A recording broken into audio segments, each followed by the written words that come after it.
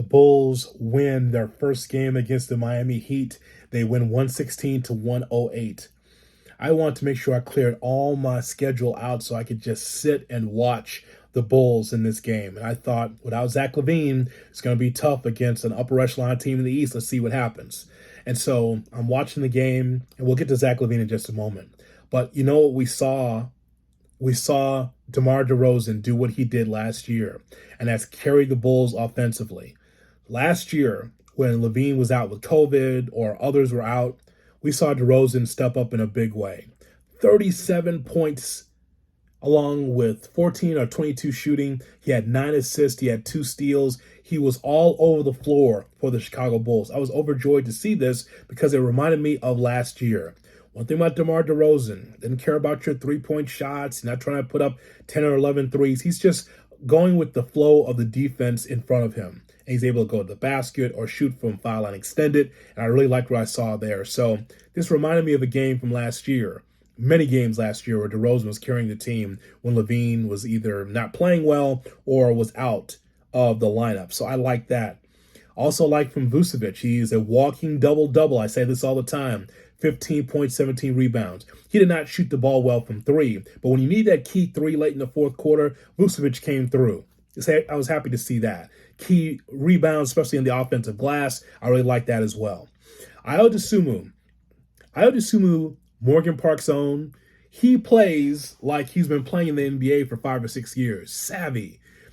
He's a guy here that is a grinder. And I think he's going to be really good for Billy Donovan and the Bulls. He had 17 points, 7 for 14 from the field. He also was getting into the three-point range, 3 for 6 from three-point range for the Bulls against the Heat. You got some stuff from Goran Dragic as well, as he was great from 3, 12 points. I know that Goran is in the twilight of his career, but I love a veteran presence over there from 3 that can be able to stretch some defenses. I love him coming off the bench helping out the Bulls. Even Kobe White got into the mix as well. So it was a really solid win against a very good Miami Heat team. I know it's just game 1, but I was excited that the team was able to work together. That's the thing that I was looking at, because the Miami Heat, the thing we know is that they're very prolific from 3. They love to shoot the 3 ball. They also are part of that Heat culture where it's about being able to play solid defense and be able to score the ball, swing the ball side to side, find that open man. Jimmy Butler, who really helped the Heat in a lot of ways. He carried the Heat late into the playoffs. They were just an inch away from getting into the finals. But Jimmy Butler, he had 24 points, 14 for 16 from the foul line. He kept marching to the foul line because of some of the ineptitude from the Bulls defensively. But when the Bulls need to make key shots, they were able to do that. Now let's talk about Zach Lavine for a second. So I'm chilling, getting ready for the game, and I look on Twitter, and I come to find out that Zach Lavine is not going to play in this game.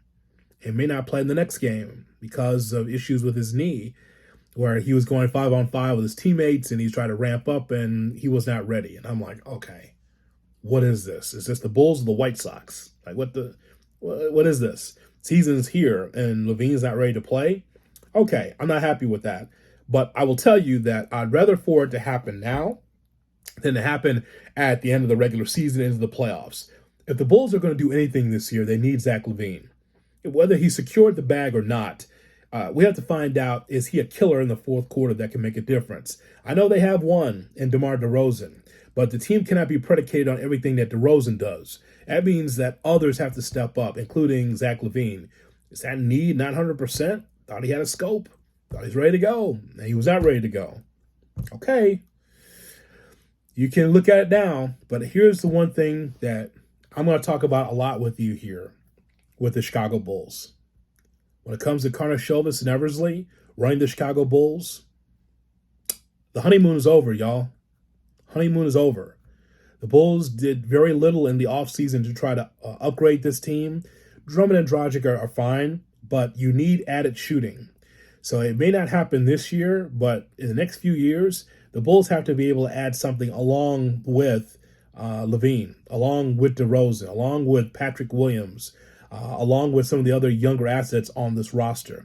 Hey, give me a comment below. What did you think of what you saw of the Bulls? They won the game 116 to 108 without Zach Lavine. When's this guy going to be ready to play? I mean, he secured the bag, and now it's time to get to work. We'll see if the Bulls can take it to another step here for this upcoming season. All right, give me your thoughts, but it's good to see the Bulls win on the road, that's for sure, even without Zach LaVine.